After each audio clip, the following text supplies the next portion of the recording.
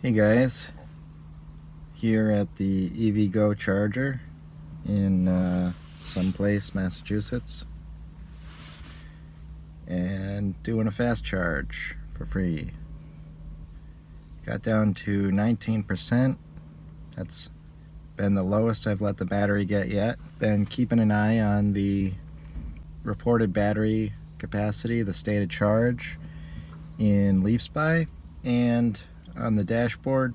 There definitely seems to be a difference, and that difference increases as the battery state of charge decreases. LeafSpy 31%, 21%.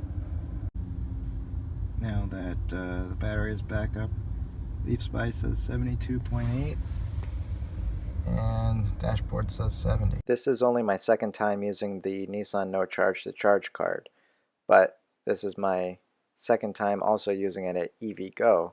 And even though the charger said I had an hour remaining, I seem to be limited to 30-minute sessions. So I was only able to charge 19.399 kilowatts.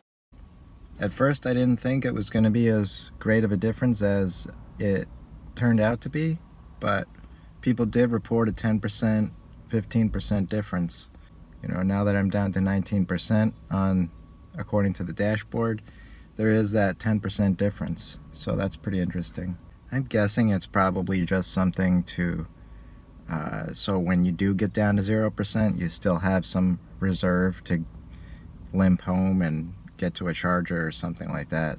With my driving style and my commute, I'm easily able to get a full week on a full charge of going to work and back. So that's been pretty convenient.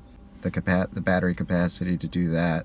I mean, most people would only fill up their car once a week or something like that anyway.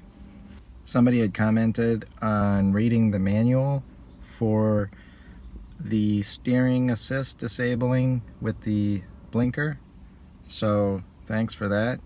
It does say that in the manual.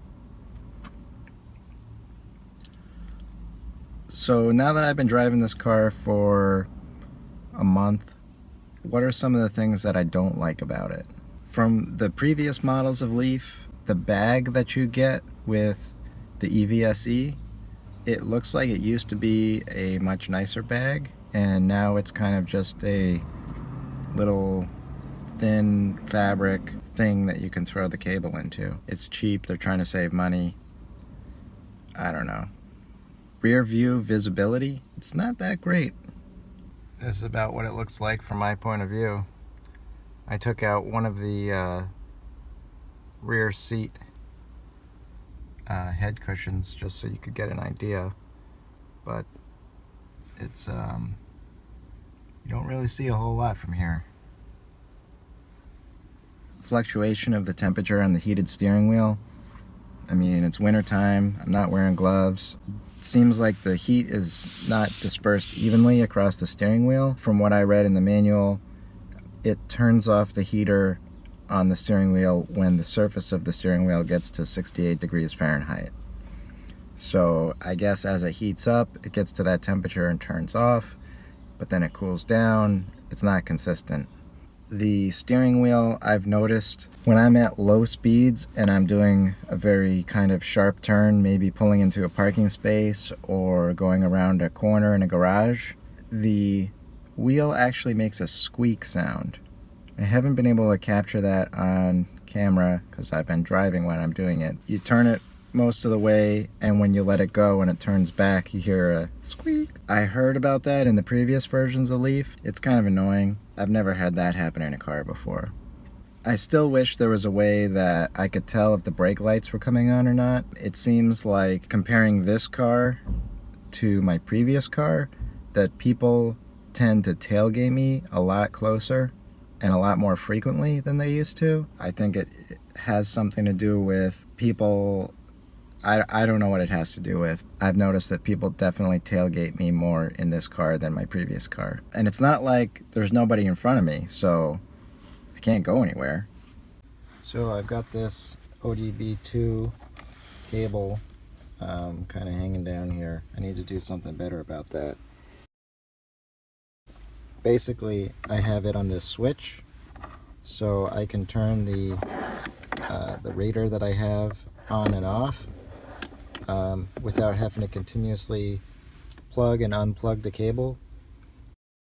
Those are kind of delicate connectors, and I don't want to risk breaking it. So having this switch is definitely a nice thing.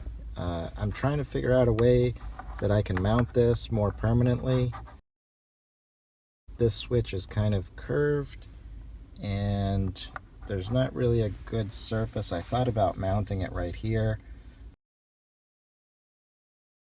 The way the cable is, this part is kind of short, so I don't know if I need a different cable or just get more creative with places to mount it, but that's kind of what I'm working with here. I like having the switch, that way I won't forget to turn it off, or, well, as long as you don't forget to turn it off, you're not going to kill your battery. I got this old cell phone here. Took the SIM card out, just using it as the wireless to connect to the ODB2 sensor. Everyone's got old cell phones sitting around in a drawer taking up space, not doing anything. If you connect to this via wireless, then basically your phone can't do maps and stuff like that. So I'd rather have just a dedicated thing that will connect to it while I can use my phone on the LTE network so that it can maintain having connectivity. Not sure if you can see this or not. Air coming off of this fast charger. I'm not sure if it's visible on camera, but it's like you can definitely see the temperature difference. Wish I brought my temperature reader.